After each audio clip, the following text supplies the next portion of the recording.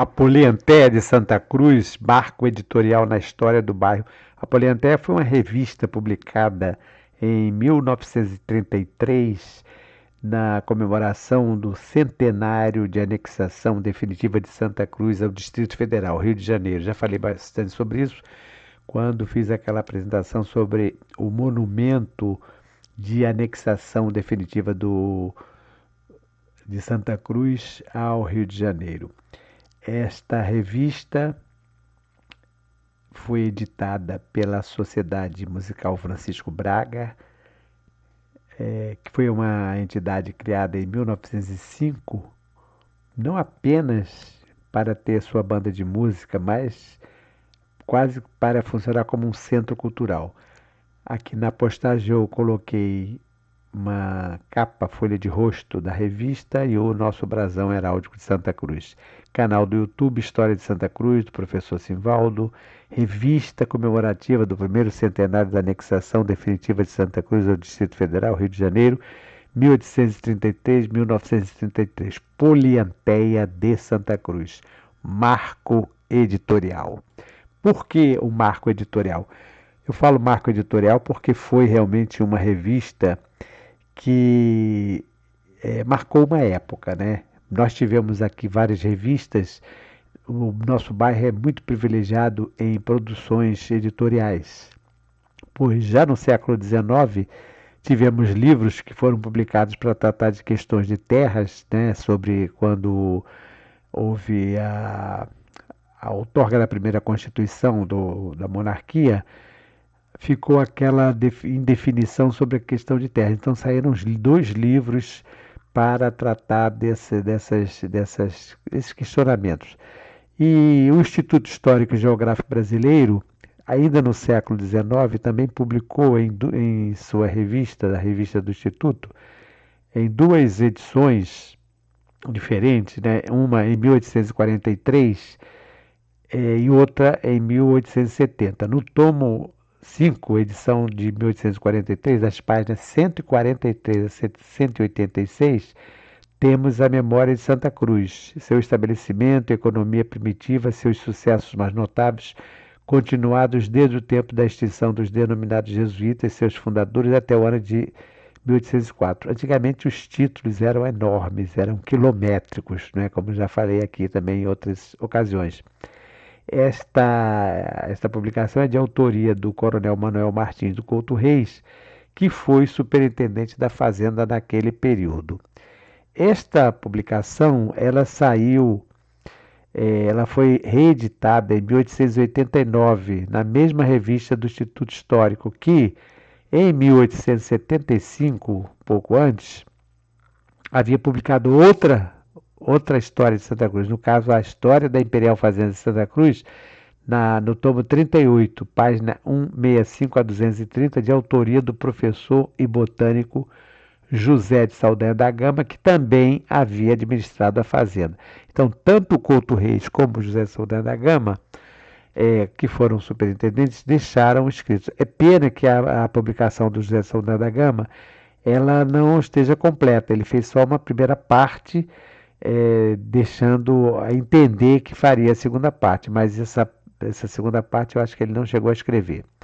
Mesmo no século XIX, no finalzinho, 1894, nós vamos ter uma outra publicação, aqui já Arquivo do Distrito Federal, que no seu número 1, de janeiro de 1894, que foi editada pelo historiador Melo Moraes Filho, tem a transcrição completa do auto do inventário da Real Fazenda de Santa Cruz e bens que nela se acham, que fez o desembargador de agravos e juiz de sequestro geral, feito aos denominados jesuítas, o doutor Manuel Francisco da Silva Veiga. Veja, novamente aqui um título quilométrico.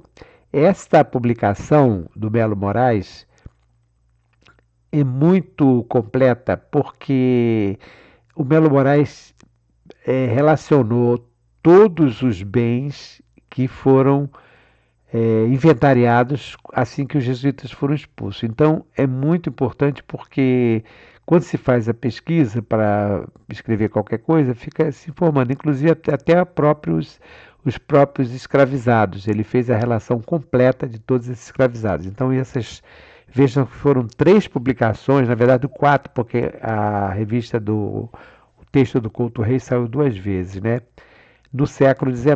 Então, quando nós vamos ter aqui uma Polianteia, que é uma revista, né, que vai também ser publicada aqui de Santa Cruz, nós vamos perceber que isso aí já é uma continuação do que vinha sendo feito anteriormente e vai ter continuidade depois, porque quando Santa Cruz completa o 4º centenário, em 1967, a Associação dos Filhos e Amigos de Santa Cruz, a FASC, que era presidida pelo professor Francisco José Antônio, vai publicar também uma revista semelhante à Polianteia, só que não é tão completa como a Polianteia. Não que não seja tão completa, é que o professor Francisco, naturalmente, a Polianteia, ela teve vamos dizer, uma visão bem mais ampla, porque fez quase como um livro. É uma publicação, veja aqui, com 120 páginas, com papel especial.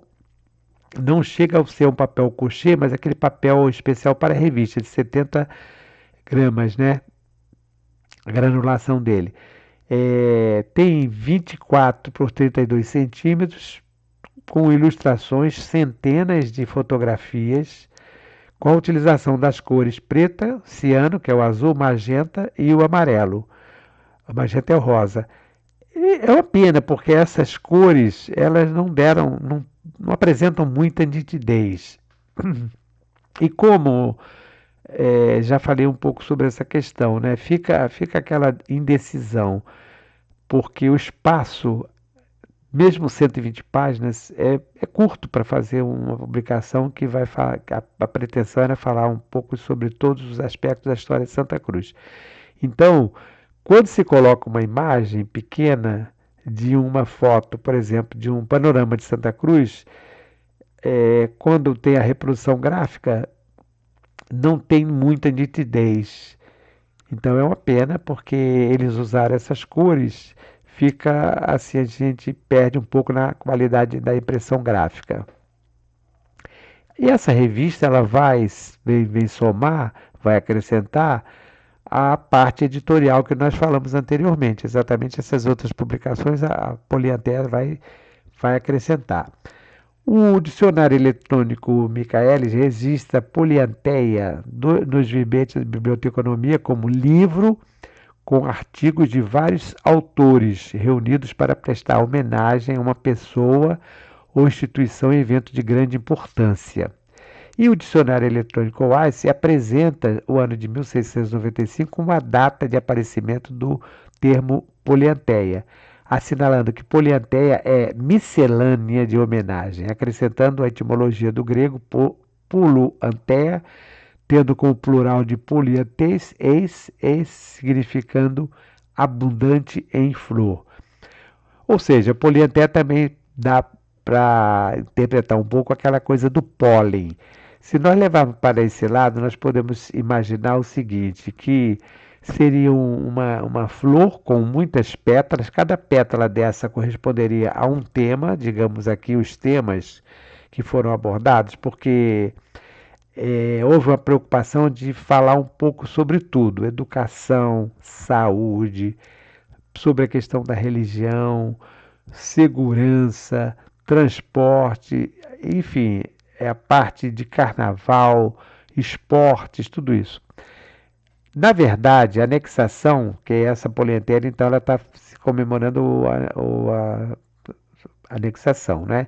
E essa anexação ocorreu em 1833, quando o Brasil era governado por uma regência trina permanente, e desvinculava Santa Cruz do município da Corte, ou município neutro, que passava a pertencer à Vila de São Francisco Xavier, Itaguaí, porque lá no monumento diz que é anexação ao Distrito Federal. Naquela época, em 1833, não existia Distrito Federal, o que existia era o município da Corte. Claro que em 1933 já era Distrito Federal. Hoje, por exemplo, não é mais Distrito Federal. Então, em dezembro de 1833, após inúmeras manifestações atendendo a reivindicação da população de Santa Cruz, o governo regencial revogava o decreto anterior de janeiro daquele mesmo ano e determinava que a Fazenda Imperial voltasse a pertencer ao Rio de Janeiro. E celebrar durante todo o ano de 1933 o primeiro centenário da anexação definitiva de Santa Cruz ao Distrito Federal era o mesmo que comemorar a independência do nosso bairro. É por isso que esta comissão que está aqui, da Braga, da Sociedade Musical Francisco Braga, e a própria Sociedade Musical Francisco Braga como um todo, fez por bem comemorar durante todo o ano de 1933 esse centenário. E foi uma comemoração que envolveu esses aspectos todos, como eu falei. Tudo justificava a realização de um ano inteiro com extensa e duradoura programação festiva, incluindo exposições, palestras, desfiles estudantis e cívicos e militares também, conferências, visitas aos pontos de referência histórica, apresentação de peças teatrais, audição de músicas, concursos, campeonatos esportivos, construção de monumentos históricos e ampla divulgação pelos jornais e revistas de circulação no Rio de Janeiro. Inclusive, a revista da Semana, que era uma revista importantíssima naquela época, publicou uma ampla reportagem sobre o centenário, com muitas fotos, um material muito bom. E os jornais também publicavam diversos artigos falando sobre o centenário, porque a comissão teve uma preocupação de fazer que esse evento fosse divulgado. Essa comissão executiva dos festejos comemorativos tem aqui o Luiz Lemos Caldas, o capitão Vitor André Vilon, pai do André Vilon, e o maestro Plínio Salgado. Então, esses três faziam parte da direção executiva, mas tinha um grupo por trás muito maior, inclusive tinha um corpo editorial, porque foram, como eu falei, foram 120 páginas ilustradas com muitas fotografias, contendo artigos de diversos colaboradores, cumpriu acertadamente o seu papel de prestar a melhor homenagem que se poderia esperar para evento de tanta importância como o centenário de anexação definitiva de Santa Cruz ao Rio de Janeiro. E o nome Polianteia, como eu expliquei lá anteriormente, tem todo sentido, porque a polianteia reúne aquela miscelânea, quer dizer, um conjunto de pessoas que se reúnem para escrever, porque foram diversos artigos, e também a homenagem que se presta a todos aqueles que de alguma forma tiveram algum papel importante, proeminente na história de Santa Cruz. Então são muitos que aparecem como homenageados. E a Sociedade Musical Francisco Braga, que havia sido fundada em 1905 como uma espécie de centro cultural com seu corpo cênico, banda de música, biblioteca, exposições, cursos, concursos e palestras, vai assumir a responsabilidade pela publicação da revista Polianteia de Santa Cruz com variada gama de artigos. Aqui tem a sede da sociedade, ainda quando era menor. Depois eles ampliaram, fizeram uma varanda bem maior. Temas como história, educação, saúde, utilidade pública, esporte, religião, cultura, música, folclore, carnaval, teatro, patrimônio, imprensa, comércio e biografias constituem a parte editorial da Polianteia, que em suas páginas presta homenagem a todos os principais personagens de Santa Cruz que de alguma forma contribuíram para o engrandecimento do bairro. Então, nas reportagens, aqui, por exemplo, tem uma reportagem que foi um texto escrito pelo professor João Afro das Chagas, especialmente para a revista Polianteia. Então, tem um texto sobre o professor que escreveu sobre a Fazenda de Santa Cruz. Tem também palestra feita sobre a história de Santa Cruz, feita pelo Ivan Vilon, irmão do André. Artigos do Tancredo Guerra Pires. Aí eu coloquei aqui apenas alguns dos articulistas. O Ivan Vilon fez uma conferência na Sociedade Musical Francisco Braga sobre a história de Santa Cruz. Então ele faz um apanhado geral e apresenta isso na conferência. A professora Amélia Pinto escreveu sobre a educação em Santa Cruz. Como ela era professora e era jornalista também, ela escreveu sobre a educação em Santa Cruz, mas não apenas isso, escreveu algumas biografias, algumas homenagens, porque tem, por exemplo, a homenagem ao Felipe Cardoso, ao Júlio Cesário de Mello, ao senador Camaral, ao Tancredo Guerra Pires, ao Honório Pimentel. Todos esses personagens aparecem como homenageados. E a Amélia contribuiu também escrevendo um pouco sobre a biografia dele. O José R. Melo escreveu sobre a comemoração da maior data santacruzense. É um artigo bonito falando sobre essa data, a importância dela no Distrito Federal, naquela época, né? E o Tancredo Guerra Pires, que era também um personagem importante naquela época, fez uma palestra na, na igreja, na paróquia, né? Também sobre a história de Santa Cruz. E esse texto dele foi publicado aqui na revista também. Aqui tem alguns dos homenageados, porque foram muitos, não daria para colocar aqui, são mais de 40 homenageados, eu acho que tem mais. Alguns personagens que foram homenageados pela revista Polianteia de Santa Cruz. Então tem aqui o Barão Taquara. O Barão Taquara era uma pessoa ligada à monarquia, era fazendeiro, também muito ligado a Santa Cruz. É uma pessoa querida em Santa Cruz, recebia todo mundo lá na sua fazenda, era um benemérito, por isso que a Polianteia resolveu prestar homenagem a ele. Tem aqui também o professor Afro das Chagas, que era advogado e professor, foi também inspetor de ensino, era uma espécie de coordenador, como hoje tem coordenador regional de educação, ele também era ligado a isso. E escrevia também nos jornais, era uma pessoa também muito atuante.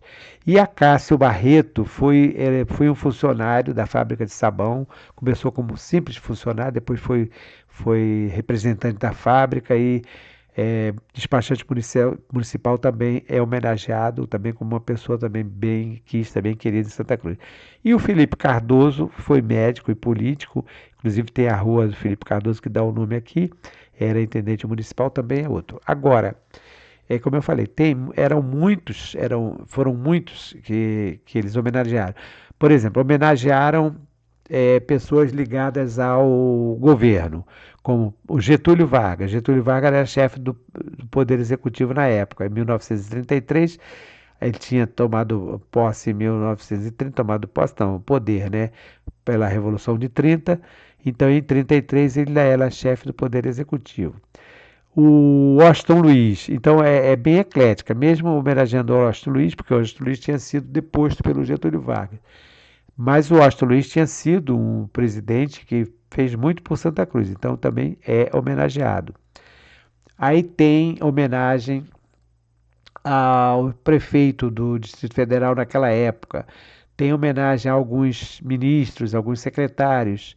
E aqui no caso de Santa Cruz, é o senador Camará, o Honório Pimentel, Júlio Cesário de Mello, o Caldeira de Alvarenga, lá em Campo Grande, e tem uma série de outros homenageados também. Mas, como não daria espaço, né, pegaria muito tempo, então fiz a seleção apenas desses 4 aqui.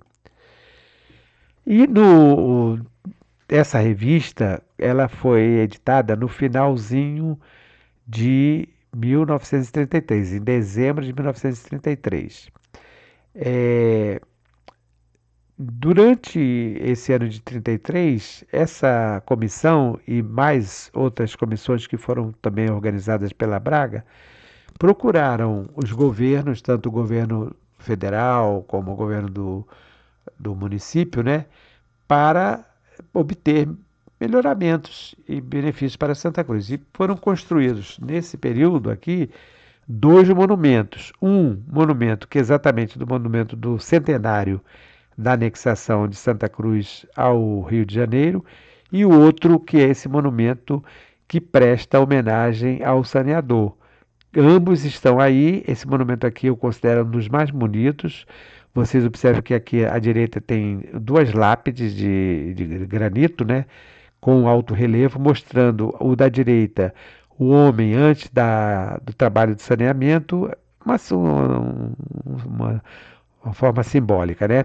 E o da esquerda mostrando o homem após as obras de saneamento. Então, esse monumento está localizado lá nos Jesuítas, nas proximidades ali da Ponte dos Jesuítas, entre as estradas do Frutuoso, de Itaguaí, reta do Guandu e a estrada do Curtume.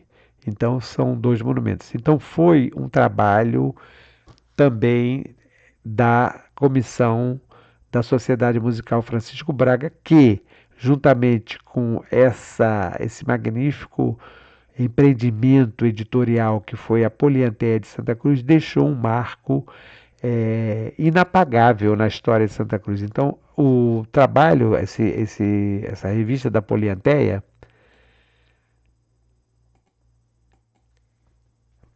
de Santa Cruz, realmente é um marco editorial na história do bairro. Por isso, nós estamos aqui fazendo essa apresentação hoje, nesta terça-feira, dia 6 de maio de 2025, canal do YouTube História de Santa Cruz do Professor Simvaldo. Um abraço a todos e até uma próxima oportunidade. Então, Polianteia de Santa Cruz, marco editorial na história do bairro. Revista comemorativa do primeiro centenário da anexação definitiva de Santa Cruz ao Distrito Federal. Esqueci de falar, mas é uma pena que lamentavelmente, não tem um exemplar da Polianteia na Biblioteca Nacional. Quer dizer, se tivesse, porque como foi uma revista publicada há 92 anos atrás, se tornou uma publicação rara. Quem é que guardou essa revista? Então, raramente, possivelmente, poucas pessoas tiveram essa revista. Então, mas de qualquer forma, fica aqui a contribuição sobre a Polianteia de Santa Cruz, que foi realmente um marco editorial na história do nosso bairro.